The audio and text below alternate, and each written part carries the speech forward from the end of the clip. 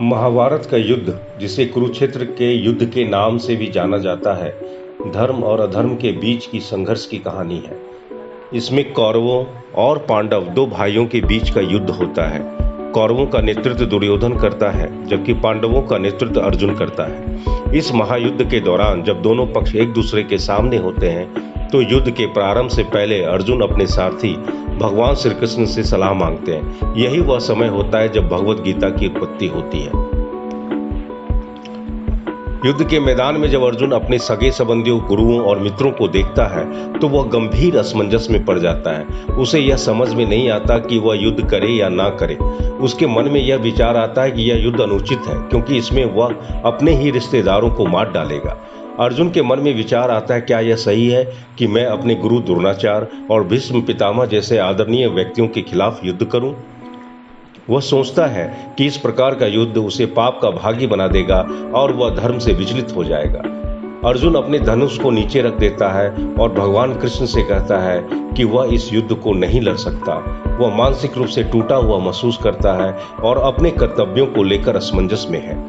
अर्जुन का यह संदेह और असमंजस एक सामान्य मानव प्रवृत्ति को दर्शाता है। जब व्यक्ति किसी कठिन परिस्थिति में फंसा होता है और उसे समझ में नहीं आता कि वह क्या करे।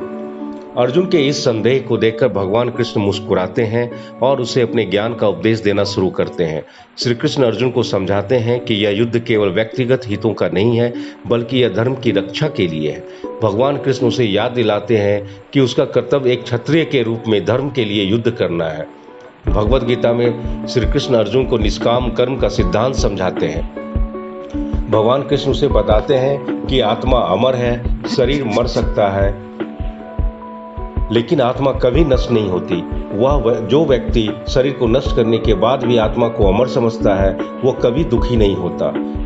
वह उसे यह समझाते हैं कि संसार में सभी जीव आत्मा के रूप में अनश्वर है और केवल शरीर की मृत्यु होती है। इसलिए युद्ध में मारे गए लोग केवल अपने शरीर को छोड़ेंगे, लेकिन उनकी आत्मा अमर रहेगी।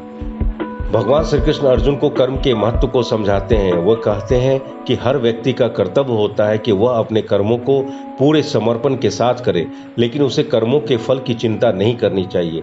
कर्म करना व्यक्ति का धर्म है और उसका परिणाम ईश्वर के हाथ में होता है।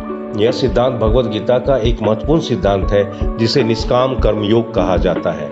इसका अर्थ है कि व्यक्ति को कर्म तो करना चाहिए, लेकिन उसे फल की चिंता नहीं करनी चाहिए। भगवान कृष्ण यह भी समझाते हैं कि अगर कोई व्यक्ति अपने स्वार्थ के लिए कार्य करता है, तो वह मोह, माया और अज्ञान के जाल में फंस जाता है। लेकिन अगर वह अपने कर्मों को भगवान के प्रति समर्पित करके करता है, तो वह मोह से मुक्त हो जाता है और मोक्ष की ओर अग्रसर होता है। यह उपदेश अर्जुन के मन की शांति को पुनः स्थापित करता है और उसे अपने कर्तव्यों का भान कराता है। भगवत गीता में भगवान कृष्ण भक्ति, ज्ञान और कर्म का समन्वय भी प्रस्तुत करते हैं, जो अर्जुन को यह सिखाते हैं कि सच्ची भक्ति और ज्ञान से व्यक्ति अपने कर्तव्यों का पालन कर सकता है और जीवन के उद्देश्य को समझ सकता है। भगवान कृष्ण कहते हैं, जो व्यक्ति अपने समस्त कर्मों को भगवान को समर्पित करता है, वह अपने मन को भगवान के प्रति समर्पित करता है, वह संसार के बंधनों से मुक्त हो जाता है। अर्जुन को भगवान कृष्ण यह भी सिखाते हैं कि व्यक्ति को अपने मन और इंद्रियों पर नियंत्रण रखना चाहिए। इंद्रियों का संयम ही व्यक्ति को सच्चे ज्ञान की ओर ले जाता है और उसे संसार के दुखों से मुक्त करता है। भगवान कृष्ण कहते हैं, ज्ञान के बिना भक्ति अधूरी है और भक्ति के बिना ज्ञान निरर्थक है। इसलिए व्यक्ति को ज्ञान और भक्ति दोनों का पालन करना चाहिए, ताकि वह जीवन के असली उद्देश्य को प्राप्त कर सके। भगवत गीता के अंत में भगवान कृष्ण अर्जुन को यह उपदेश देते हैं कि वह अपना कर्तव्य बिना किसी भय और संशय के पूरा करे।